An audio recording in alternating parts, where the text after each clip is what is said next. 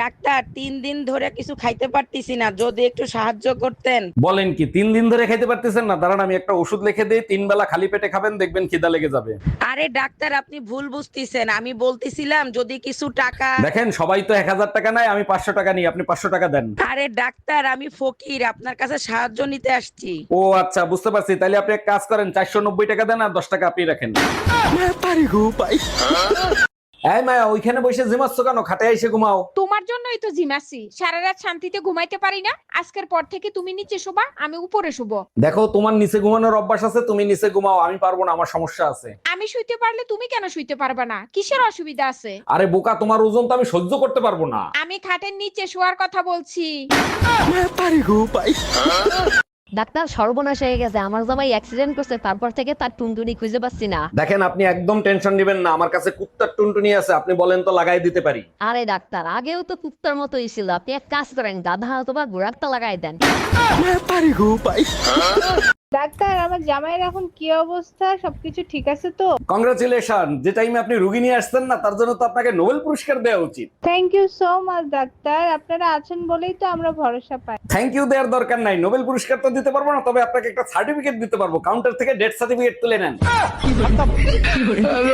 Doctor, আমার জামাইয়ের এখন কি অবস্থা? সবকিছু ঠিক আছে তো? কংগ্রাচুলেশন, যে টাইমে আপনি রুগী নিয়ে আসছেন না, তার জন্য তো আপনাকে নোবেল পুরস্কার দেওয়া উচিত। Thank you so much doctor, আপনারা আছেন বলেই তো আমরা ভরসা পাই। থ্যাংক ইউ দেওয়ার দরকার নাই, নোবেল পুরস্কার তো দিতে পারবো না, তবে আপনাকে একটা সার্টিফিকেট দিতে পারবো। কাউন্টার থেকে ডেথ সার্টিফিকেট তুলে নেন।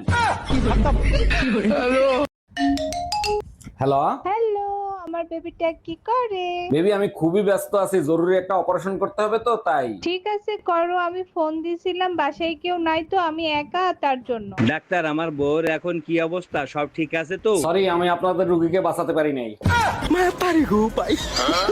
এই নাও, ঠান্ডা ঠান্ডা পানি খাও, মাথা ঠান্ডা থাকবে। কি ব্যাপার, আজকে হঠাৎ বইয়ের সেবা করতেছো? আসল কাহিনী কি আগে সেটা বলো। আমি সিদ্ধান্ত নিয়েছি, পাশের বাড়ির মায়া ভাবিরে আমি বিয়ে করব।